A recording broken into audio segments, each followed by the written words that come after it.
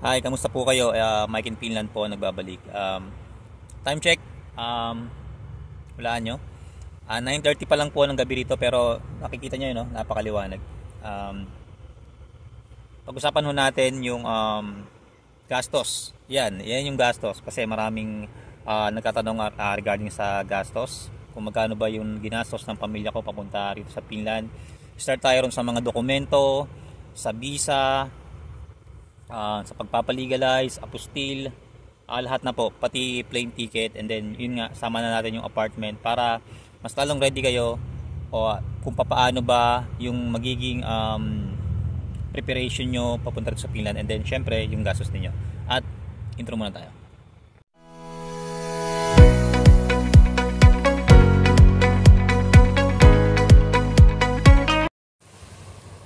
Oh, hi. At ayun na nga, nag-intro lang tayo. Pagbigyan natin yung request ng ating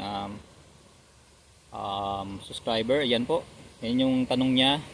Aabangan daw niya yung aabangan niya daw yung next vlog about regarding sa kung magkano yung gastos ng aking pamilya. Ito po ay base lang po sa aking experience, aming experience ng aming pamilya sa pag-a-apply po ng family ties visa patungo po dito sa Finland. At ayun na nga, unahin natin yung ticket. That time nung ma-approve po yung aking family nung kanilang visa, automatic po nag-book na agad ako ng ticket ko kasi susunduin ko sila. Bali round trip po ako, and then yung aking asawa, and then yung aking mga anak, yung tatlong aking anak, and then yung aking asawa, binook ko na rin sila ng ticket. May kamahalan kasi para bang urgent, mabilisan lang po. Parang ganoon ang nangyari. Hindi ko na pinatagal yung visa nila. Pagka-approve ng visa nila ng February, nag-book na agad ako ng ticket namin by May. Kaya nakalipad ako ng May. Kaya may kamahalan yung ticket that season, yung season na yun. Kaya ayun, i-add natin yung ticket namin, plane ticket namin. Siguro mga around siguro kung sa akin, yung sa akin kasi nasa 2,100 euro. Ay, sorry 1,000, ay no, tama. 1,950 euro yung akin yun, ano. Tapos yung sa asawa ko almost nasa 1,000 mahigit, and then sumunod ko sa panganay ko siguro nasa mahigit 1,000 din po yun. Ano lang yun, single, ano lang yun, one way lang yon. And then sa aking pangalawa, si Alina, kasi ano pa sila, minor pa sila, nasa kulang-kulang nasa 700 lang yon. And then yung kay Abby rin, yung sa aking bunso, mas mura yung sa mga minor that time. Kaya yun, sa ticket pa lang namin talagang siguro estimate natin is nasa kulang-kulang nasa 300 mahigit, 380 or something ganun, 350k siguro yung yung pinaka siguro total. Hindi ko matansya kasi yung iba rin na price hindi ko na rin matandaan. Kasama na po doon syempre yung ginastos namin sa Pilipinas, yung mga binili namin na mga luggage, yun nga, yung mga gamit papunta rito sa Finland. Nagbayad din po kami doon ng travel tax.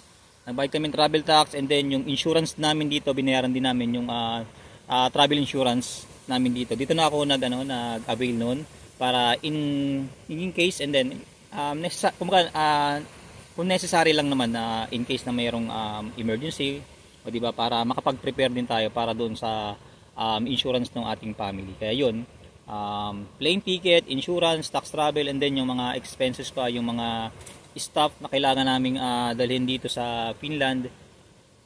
And then sumunod po noon is yung ating apartment. Isinama ko na rin doon sa preparation ninyo kung sakali man na kayo ay magpunta dito ng Finland. Bago kayo magpunta ng Finland, mas okay na rin po kung makapag-prepare na rin kayo ng apartment. Ang ginawa ko po kasi doon is nag-advance ako doon sa apartment namin, which is yung sa ato. Nag-advance po ako ng payment ng 2 months po. Para pag nandito na yung pamilya ko, hindi ko naiisipin yung 2 buwan naming hulugan doon sa monthly apartment namin doon dito sa Helsinki. Kaya yun, siguro yung aming rent doon sa bahay is nasa kulang-kulang 1,000 euro yun kasi additional na kasi yung family ko, additional na kasi yung tubig kasi sa Sato is 25 euro per person. Kaya yun, umabot siya ng 1,000 mahigit yung aming upa. Kaya yun, nag-advance ako ng 2 buwan, almost 2,000 din po mahigit yung aking binayaran. And then ano ba yung mga sumusunod pa? Kasama na rin po yun dun, syempre yung mga requirements dyan sa Pilipinas, yung visa po, yung adult po, yung visa, isasama ko na, yung adult po is 470 dun sa akin sa spouse, ano. And then sa aking mga kids is 270 euro po yun. Dito ko na rin po binayaran yun sa Finland para mas makamura po ako. Kasi kung i-convert natin sa Philippine money is mahal po kasi doon kung doon sila magbayad sa BFS. And then yung mga apostille, yung apostille ata birth certificate, 3 birth certificate, and then 1 marriage certificate, marriage certificate. Siguro hindi naman po umabot ng 2,000 mahigit yun, 2,000 pesos pa, ano? Hindi naman po umabot. Kasama na po doon yung pagpapa LBC. Pagpapa LBC nung apostille kasi pina LBC ko na lang po eh. Pero yung birth certificate ng aking mga anak, winoking ko na lang, kinuha ko na lang doon. Siguro mga 4 days siguro lumabas na yon yung pina-apostil ko, lumabas na, and then pinuntahan ko na lang doon. Pero yung marriage certificate pina-LBC ko na lang kasi nga wala na akong oras para ko pick upin doon sa DFA doon sa sa Cubao. And then pagkatapos po ng apostil, pinalegalize po namin. Paano po magkano po ang binayaran namin? Yung sa pagpapalegalize po, each po is 2,000 mahigit na po. Dati kasi mura pa yung pagpapalegalize. Binayaran namin yon through online bank transaction. Nagbigay si Embassy of Finland dyan sa Manila sa amin ng kanilang bank account number through online. Kaya yon, nabayaran po namin yung aming payment for legalize sa online payment po. And then i-attach nyo lang din po yun kasama po ng inyong ipalilegalize na birth certificate and marriage certificate po doon sa envelope, kasama po yung resibo na binayaran nyo, na katunayan po na binayaran nyo online yung inyong transaction for legalize. And then isasend nyo na lang po yun doon sa address na ibinigay ni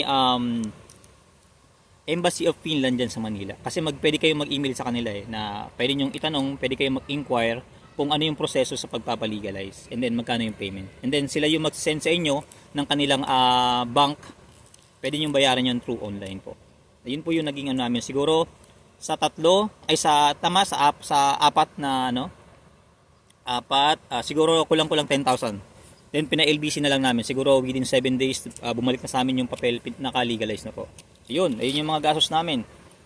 Tapos ano pa ba? Yun nga, yung mga gamit. Bumili kami ng mga gamit, pati yung mga gamit sa bahay, TV, sopa, yung iba hiningi lang, yung iba nadampot lang sa basurahan. Kaya yun, konting pagtitipid-tipid. Kaya kung ito-total namin lahat-lahat ng gastos, siguro kulang-kulang din nasa 700 to up siguro kulang-kulang din mga nasa 1M yung gastos namin. Hindi pa kasama doon syempre yung mga pagkain, yung mga ganun, yung mga bago sila pumunta rito, bumili kami ng mga pagkain, yung mga sari-sari, yung mga yun, yung mga kortina, yung mga lahat ng mga stuff sa bahay, lahat ng mga gamit sa bahay, talagang inisa-isa namin makumpleto. Hanggang yun, awa ng Panginoon Diyos, nandito na yung pamilya ko. Maganda naman po yung panimula namin dito sa Finland. At the same time, ngayon, ako lang po yung nagtatrabaho sa amin. Okay naman. Kung marami rin kasi katanong ko, may kamusta yung pamumuhay nyo dyan, nandyan na yung pamilya mo. Masasabi ko po, okay naman, magaan pa rin naman yung buhay namin. Kasi nga, tuloy-tuloy pa rin po yung trabaho ko. Meron akong trabaho sa umaga, meron akong trabaho sa gabi. Kaya yung iba, pasensya na kayo kung hindi po tayo nakakapag-reply agad si Kuya Mike. Kaya yun guys, ayun po yung pinakagastos namin. Basta po, kung katulad po namin kayo, na meron po kayong 3 anak, syempre, nag-iisa lang yung ating asawa. Kung tulad kayo ni Kuya Mike na uuwi kayo ng Pilipinas, yun, mag-prepare kayo siguro ng mga, tulad ng sinabi ko siguro sa inyo, 700 to up na pera. Siyempre kasama na yung apartment, plane ticket, insurance, travel, expense, lahat ng expenses na alam niyo na ibibili niyo pa sa Pilipinas, marami. Kaya yun, magkakaiba po tayo ng experience, magkakaiba lahat ng depende yan sa dami ng kukunin ninyo. Kaya Ito po ay sinishare ko lang po, base lang po sa naging experience namin ng aking pamilya pupunta rito sa Finland. Siyempre, kailangan bago kayo, advice ko lang po sa inyo, bago kayo magpunta rito, siyempre may sapat kayong pera para hindi rin masakit sa ulo. Kasi siyempre, mahirap naman na nandito na nga yung pamilya mo, kaso nga lang, bitin na bitin ka o kaya nasi-short ka ron sa financial. Kaya yun lang po mapayo ni Kuya Mike, i-ready mo na yung budget para sa pamilya, para pagdating dito hindi rin magugutom yung pamilya. Kasi alam naman natin na dito sa Europe, lalong-lalo sa Finland, napakataas ng cost of living. Ayun, tipid lang din, and then syempre maraming sipag para tuloy-tuloy yung ginhawa ng buhay. Kaya yun, sa lahat po na nag-subscribe sa akin, and then also please naman po paki-follow naman po, and then like and share na lang po yung ating Facebook page. Ayun po, nasa baba lang po, ano. At lagi pong pinapaalala ni Kuya Mike, put the God first. Maraming salamat. Bye-bye.